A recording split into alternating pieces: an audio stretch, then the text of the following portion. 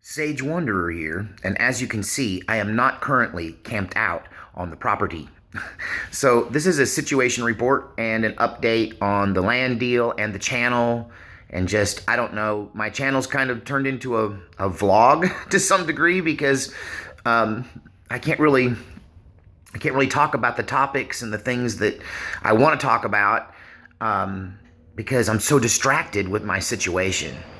So the reason that I'm broadcasting from a hotel room this morning is because a cold front, a uncharacteristically cold front moved into north central Texas yesterday. And, the wind chills are down in the low 20s. And I have not had time to build an adequate fire pit on the camp out there because I haven't needed it. And, but it was just, there's so much going on at once. That's, I guess, the theme of this situation report is there's so much going on at once.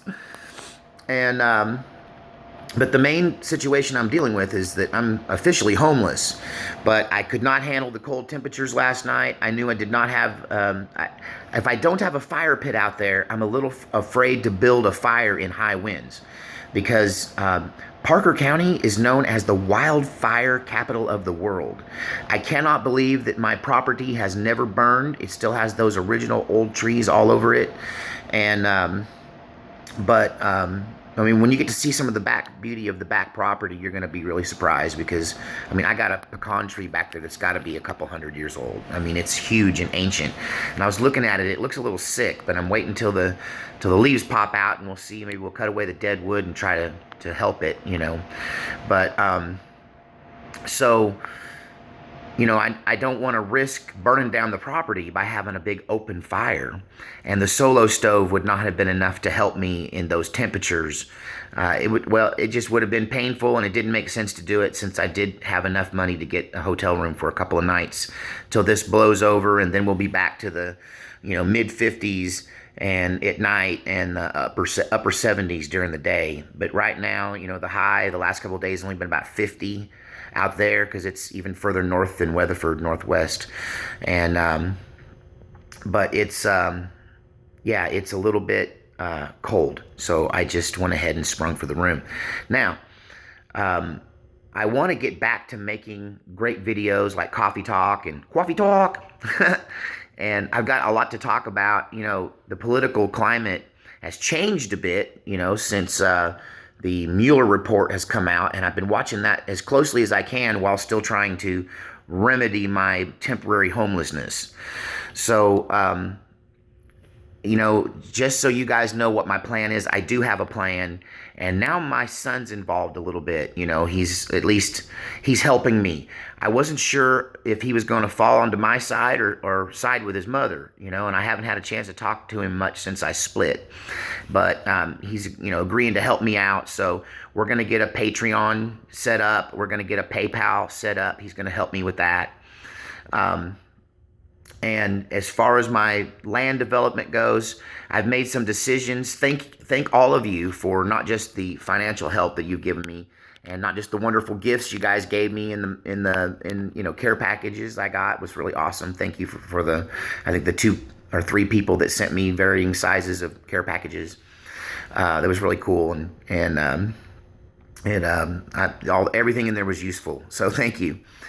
But I also want to thank you for the, what's the word I'm looking for the advice and the guidance I've received. And there were a lot of varying opinions about what I should do with the land, how I should develop the land, what I should do next. Should I get what kind of dwelling should I put on it? Do I go back to van life and move a van or an RV out there? And I carefully considered all of it.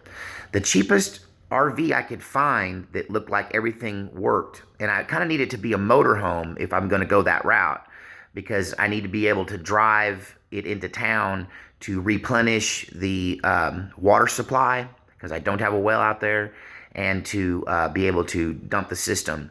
And since I have a little car and no truck, I would have to have purchased an RV, a motorhome. And the cheapest one that I could find at the time was for $5,000 from an individual. and the RV was from the 80s, like a late 80s model, 354, big V8, But I weighed that out, and I got to thinking, I really want something permanent. I want something permanent on that property because it's going to increase the value of the property. Now, a lot of people were worried about, sorry, I don't have my tripod, but a lot of people were worried about the building codes in Parker County, and I reaffirmed that there are no building codes in Parker County. Parker County has no codes for anything except for sewer. That the treatment of sewer is the only thing that is regulated by the county as far as I know. And I kind of confirmed that. I went to the website. I could find nothing. There's lots of building codes in Weatherford, but nothing out in the county. So anyway, I weighed the mobile home ideology. I went and I talked to some people in the mobile home business. So just so you know, I am not like sitting around just wondering about this stuff. Wondering. It's wanderer, not wanderer. But sometimes I wonder why I'm wandering. Sorry. Hey, I'm glad I kept my silly sense of humor through all of this. But at any rate, the mobile home route, when I talk to these people at the mobile home business, the tiny home ideology has transformed that market. So you can't touch, like you used to be able to get like a single, no frills kind of, single guy just got divorced trailer brand new for about $10,000. Those days are gone because now they call those tiny homes and they're all trendy. And when I really just confronted the lady, I'm like, so what you're saying is tiny trailers are worth 4 times as much now because now you call them tiny homes. And she went, yeah, pretty much. So I kind of had to rule that out since everything I saw starts at $50,000. And that's what I paid for my giant, big double wide I had back in the day that I raised my kids in, and I found a few beat up old single wides that were just barely structures, and they were all over $10,000, plus you had to pay to have them moved. So the more I look at it, the more I think the shed house idea that I have been considering is the right way to go. Now, I could build something similar myself, but that's a lot of work for a guy over 50, and I don't have a lot of help, and I don't know that my son is ready to leave Oregon and come out here and help me physically. He's helping me with the website, but I don't know about as far as him coming out here, so I can't really, and honestly, if he's going to come out here, we don't need to both be homeless. So I kind of need to have something for him to move into if he decides to come out here and help me, and or just decides to come back to Texas. So the more I weigh it, the more I look at it, the more I measure it, I've come to the conclusion that the best thing for me to do is to put one of these shed houses out there. It's still me building a house because all it is a roof and 4 walls, and so I have to finish it, and that's a big enough endeavor for a guy over 50 to do that by himself, but I know I can sheetrock it. I know how to build a crutch, so I don't even need a helper. I can finish everything in there. I think I'm still stout enough to set the toilet on the wax ring when it's time to do that. So I can do all of the finish work inside myself, and I can do it over time. And those guys told me they could slap that building down on there. He was threatening to do it on Friday. And I was like, wait, I need more time to think and consider this and talk to him. I told him straight up, I got to talk to my viewers. I got to hear what they have to say. And I think because I need something now, that it's best to buy one of these pre-made that they'll just take out and deliver that's already made sitting on their lot, and they can pop it down there literally on Monday. Now, I do need a decent foundation. The ground is perfect for just setting things on the ground. My mobile home was just sat on the ground and held down with hurricane straps. And so, that was out there. And that's the way everybody does it out there, in the county, in the country. But, and I'll need to strap this down too. This portable building will have to be strapped down with mobile home straps, sunk into the ground with skewers. But because it's sand on top of clay, the clay can shift and the sand just shifts around it, and it doesn't affect the level of the home. So it's perfect for mobile homes and skid homes and stuff like that. So But I do need to have some kind of, it needs to be level. Like, I don't think they're going to level this for me. I don't think they're going to put it on concrete blocks or anything like that. Like, it's on skids. They're just going to drop it. If the ground isn't level, the house isn't level. And I could be wrong about that, and I'm going to definitely check into it. But I got a guy that's going to do a little bit of dirt work out there. And, I was thinking about building that road all the way to the back. But I don't think that's smart right now. If I was going to sell the land, that would be the smart thing to do. But since I just want a place to live, I'm going to save that for hunting and for animals, and I'm going to live on that front part for now. And if I want to move it later on, I can if I want to, or I can even, just turn that into a workshop or something and put a bigger, nicer residence in the back. So, I mean, the future is wide open. It's just how much money can I raise, and how much, how much money can I earn, and how much money can I save, so, and how much energy do I have to apply to all this. But I've been saying for a long time, I lived in a van for a year and a half, and, it's a camper van, so it's not, it's a little bigger than a regular van, quite a bit, but still tiny little space. And so this is actually a bigger space. A tiny home is an upgrade from a van. So I don't need anything different. I don't think the road's going to bother me right now. And, I'm camping out there, and it hasn't bothered me so far because nobody drives on that road past about 6 o'clock, 7 o'clock. You almost never see a car on that road. Definitely not any nighttime traffic along there. And another thing is that front section is completely fenced. If I just pop about a 40-foot section of fence right behind the house, I'll have that whole front section fenced. I can just loose some goats in there to keep the grass down. And so I just got to keep them off my car. Keeping goats off your car. I'll figure something out. But I just want to let you know what's up with that. Once again, I still have my P.O. box. You can, if you want to help me out with this project, or you just want to support the channel and reward me for doing what I do, I'm giving you this promise. The minute I get some of these things in motion, my mind can relax, and I'm not literally afraid of freezing to death in a tent. And I've got some hard shelter and a wood stove. When I get some hard shelter and a wood stove, which that could happen real fast for me within a week, because I own that land, they're going to put that out there, and I don't have to put a lot of money down, and what money I got left I can use on improvements. And so, but if you want to help me, I have my P.O. box. It's P.O. Box 2915. That's P.O. Box 2915. Weatherford, like weather, and Ford the car, like Weatherford, Texas, 76086. P.O. Box 2915. Weatherford, Texas, 76086, and send anything there to Sage Wanderer, because I'm going to change my name. I'm more Sage Wanderer than I was the man before I became Sage Wanderer.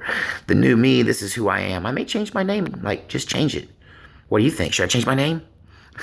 Legally? I've thought about it. Never had a stage name, I should give it a try. But anyway, so yeah, please help out if you can. And I'm going to get right back. Oh, another thing I wanted to say. So I know that most people watching this video are probably just like my favorite fans. Like, this is my family who's going to be watching this video. You're my YouTube family. You're pretty much the only family I got left. So anyway, I want to know what you want to hear on the next Coffee Talk. The next Coffee Talk. One of the things that holds me back on Coffee Talk is finding topics that I haven't already talked about.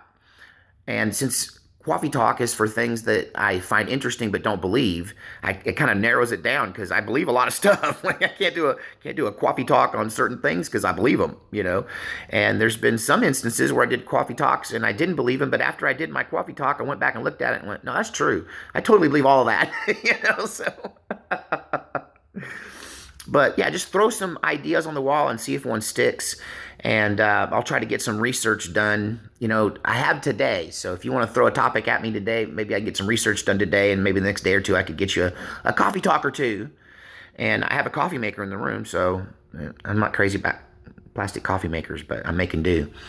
And anyway, so, but by tomorrow afternoon, I'm going to be back out on the land working it.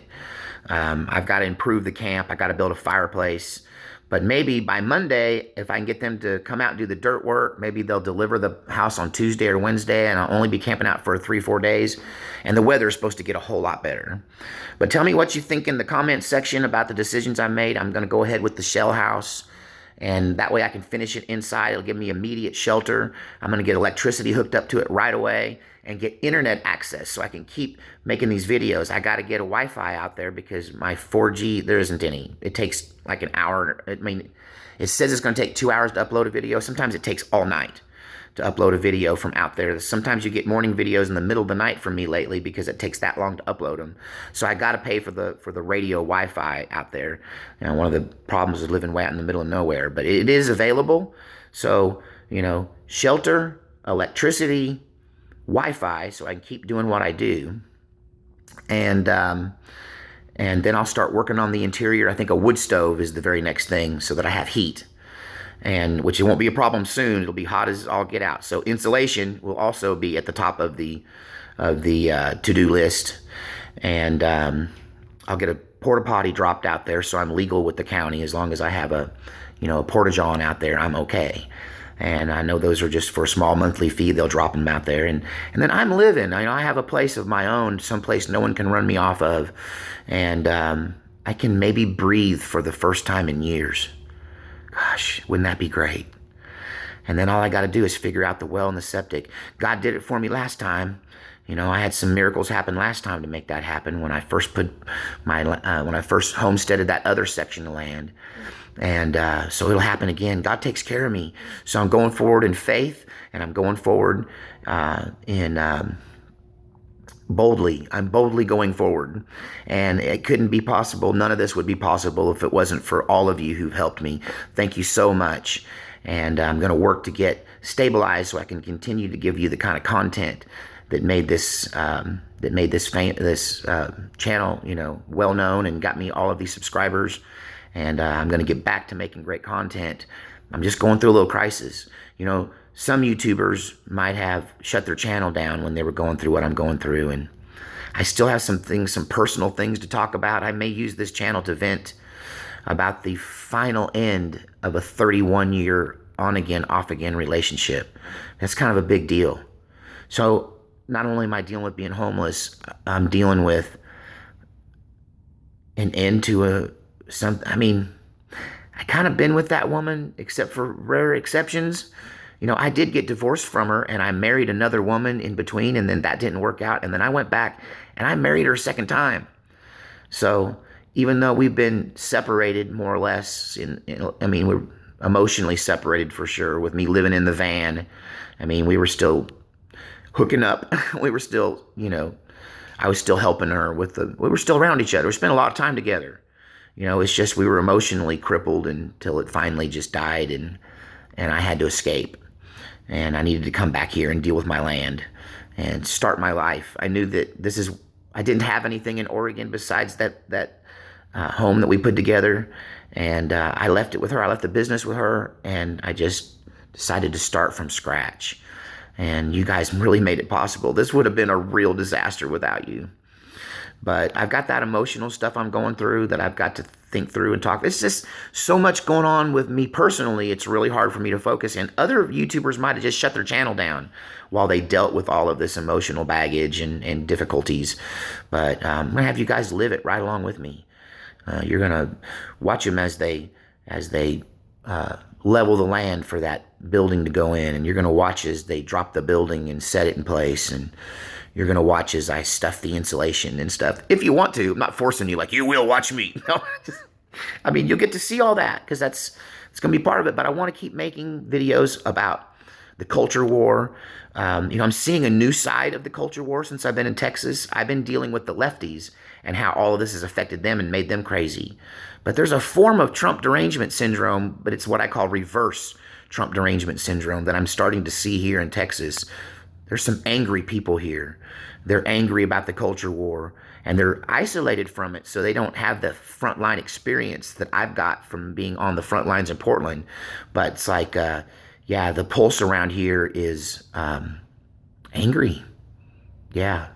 So I'm experiencing some people that seem a little crazy to me, even though I've been on the front lines actually, in these people's faces that they're for Texans. It's theoretical. They don't have any Antifa around here, but they're seeing it, and so it's real interesting to see that the effect it's having on them. So I'll make some videos about that as well, and I may do some interviews with people because I want their reaction to some of the things that is going on, because I know there are also a big group of Texans that are completely unaware of what's going on with the culture war. Like, I can't tell you how many times I tell people there's a civil war going on in Oregon, and they look at me and go, huh? What do you mean? I'm like, have you ever heard of Antifa? And they go, what's Antifa? And I go, you haven't heard of Antifa? No, no. And I tell them about it, and then they're like, well, I watch the news all the time, and I never heard of Antifa. What? How come I never heard of this? And then I said, well, what news channel are you watching? I'll give you 3 guesses as to their favorite news channel. People that watch those 2 or 3 news channels that are all alike, you know what I'm talking about? They never heard of any of this because it's being covered up.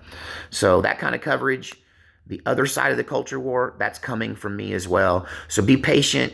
Thank you for your patience. Thank you for your support. Thank you for all the gifts and the kind words and all the wonderful love you shared and given to me, especially recently. I very much needed it.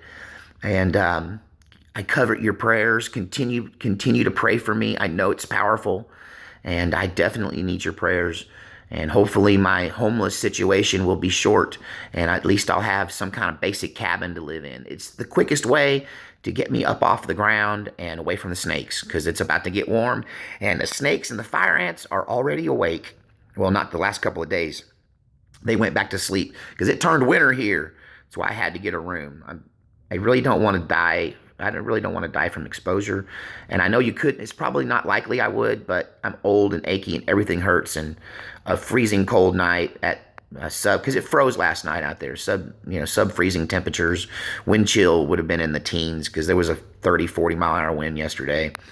And so, yeah, I'm expecting to go back and see my camp all blown out, except I'm really good at rigging guy lines, and I had it all staked down and tied off to trees, so it didn't shred my tarps and my tent.